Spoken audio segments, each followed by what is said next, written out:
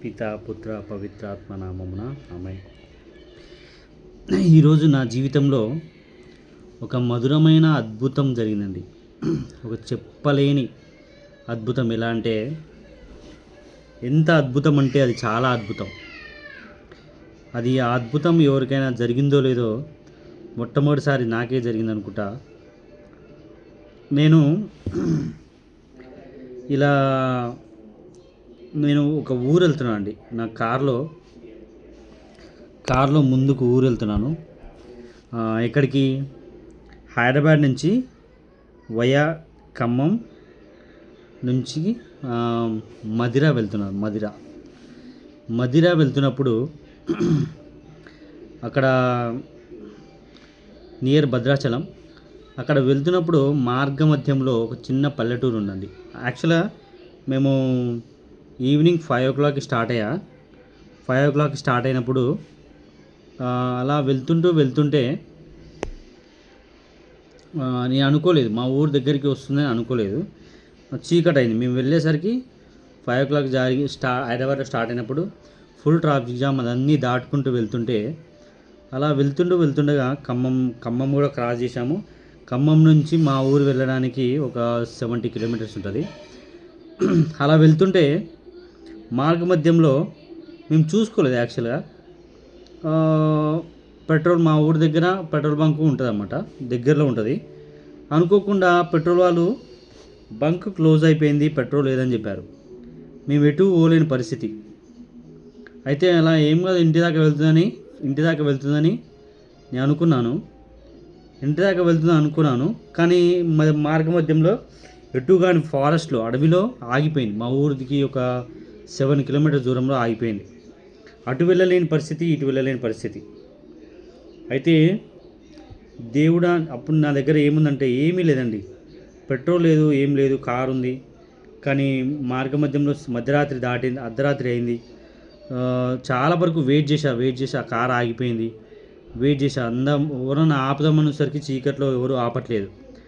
బండి ఆపోయేసరికి బండ్లో ఆపట్లేదు, కార్లో ఆపట్లేదు, ఏం వెహికల్స్ ఎవరు భయం. చీకట్లో వాళ్ళకు కూడా భయం ఉంటుంది కాబట్టి ఎవరు ఆపట్లేదు. అయితే నేను మేము మధ్యాహ్నం వెళ్తుండగా ఒక కూల్ డ్రింక్ తీసుకున్నాను అండి. ఆ కూల్ డ్రింక్ తీసుకొని అయితే సగం తాగాను. 2 liters బాటిల్ తీసుకున్నా. తాగుకుంటూ వెళ్ళొచ్చు కానీ అలా సగం తాగాను. ఒక 1/2 liter కూడా తాగి ఇంకో 1.5 liters వరకు ఉందండి. 1.5 liters వరకు ఉంది. ఎటు వెళ్ళలేని పరిస్థితి. మధ్యరాత్రిలో ఎటు వెళ్ళలేను. ఒకవేళ దొంగలు వచ్చి నన్ను చంపేస్తారేమో అనే భయం ఉంది. చీకట్లో దొంగలు వచ్చి చంపేస్తారనే భయం ఉంది. ఆ భయంతో ఎటు వెళ్ళను. దేవుడా, నీ చిత్తమైతే నీవే నాకు దారి చూపించు అనుకున్నాను. అలాంటి పరిస్థితుల్లో జీసస్ నా దగ్గరికి వచ్చారు. జీసస్ని వేడుకున్నాను. దేవుడా, నీకు చిత్తమైతే నాకు దారి చూపించు. ఇంకా 7 kilometers వెళ్ళాలి. ఇక్కడ దొంగలు ఉండొచ్చు. దొంగల ద్వారా నేను ఎవరైనా కొట్టి చంపేసి నా కారు ఎత్తుకుపోతారేమో భయం ఉంది. అయితే చాలాసేపు కారులోనే కూర్చుని ఆలోచిస్తున్నా. ఇలా ప్రేయర్ చేస్తుండగా ఒక ఆలోచన వచ్చింది. అప్పుడు నా దగ్గర కూల్ డ్రింక్ బాటిల్ ఉంది, 1.5 liters కూల్ డ్రింక్ బాటిల్. తండ్రి, నీ ఇష్టమైతే ఈ కూల్ డ్రింక్ బాటిల్ని పెట్రోల్గా మార్చు. ఏదేమైనప్పటికీ నేను ఏమీ చేయలేని పరిస్థితి. నేను ఇంటికి వెళ్ళేలా చూడు. నేను ఎటు వెళ్ళలేని పరిస్థితి. ఈ చీకట్లో నేను చనిపోతానా, లేకపోతే దొంగలు వచ్చి నన్ను కొడతారా, కారు ఎత్తుకుపోతారా అనే భయం ఉంది.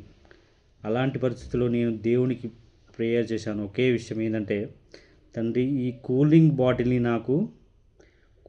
బాటిల్ని నీ చిత్తమైతే పెట్రోల్గా మార్చు అనుకున్నాను.